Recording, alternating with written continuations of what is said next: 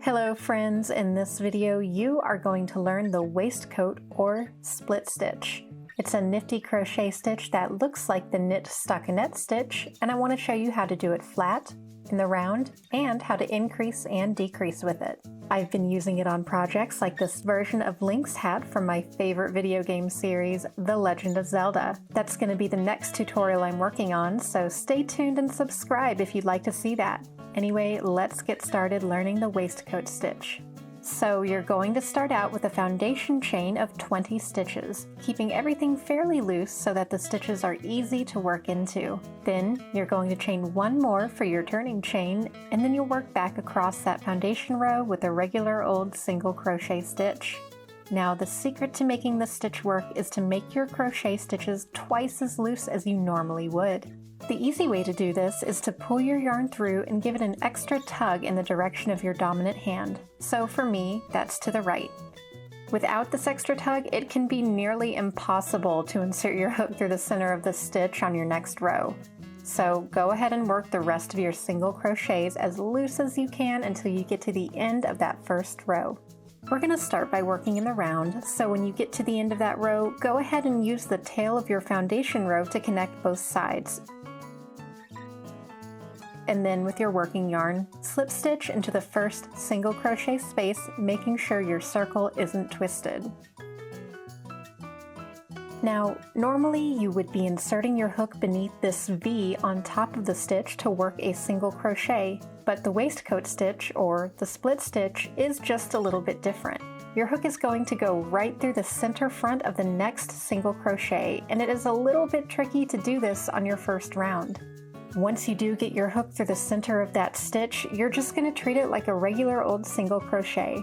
Pull your working yarn through the stitch, and don't forget to give it an extra tug so that you can keep a comfortable tension. And then yarn over and pull your working yarn through both of the loops on the hook.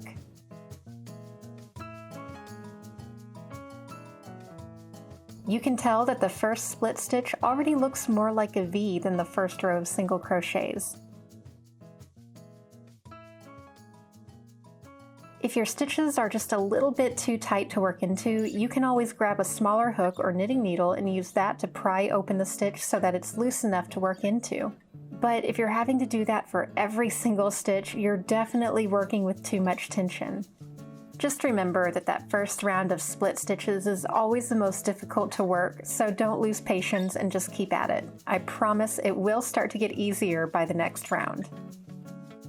When I was beginning to learn this stitch, my tendency was to work on either side of the stitch and not straight into the center.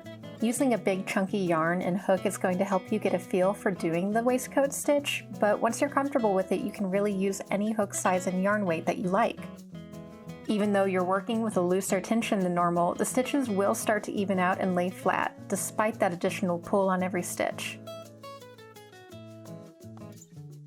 Now, when I'm working in the round, I prefer to just crochet in a spiral to avoid having a seam up one side where I work the slip stitch and then chain one to start my next row. If you're doing a project where you need to know where each round starts, you can just use a stitch marker to keep track of your first stitch. If you want to increase, that's really easy. You just work 2 stitches into 1 stitch, exactly like you would a single crochet increase, but still working into the center of the stitch. Decreasing is a little bit more involved, but this is what works best for me. You're going to insert your hook into the center of the stitch from front to back, like normal, but then you're going to weave your hook back through the space in between that stitch and the next one, and put your hook through the center of the next stitch from front to back. This always makes me think of the way dolphins leap in and out of the ocean. After all of that, you just grab your working yarn and pull it all the way through both of those stitches, yarn over, and pull through the 2 loops on the hook.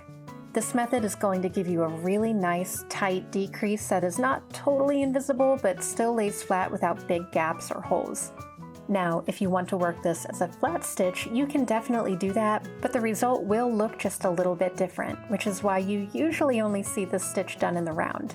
The trick to doing this is to always work 1 regular single crochet at the beginning and end of your rows.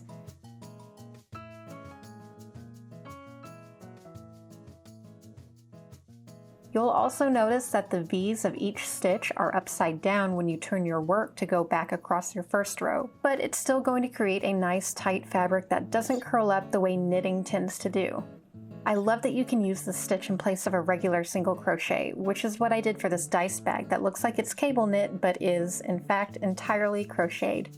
My last tip is to keep in mind that the single crochet and split single crochet stitches eat up way more yarn than any other stitch, so if you're planning a big project, bear that in mind when you're buying yarn. Anyway, let me know if there's a stitch you'd like me to cover on this channel, and if you found this helpful and want to keep hanging out, it would be so cool of you to subscribe. There are over 500 of you guys hanging out with me now, and it makes me so happy to hear about the projects you're working on, so thank you so much for sticking around. I hope you have a lovely day, and I will see you next time.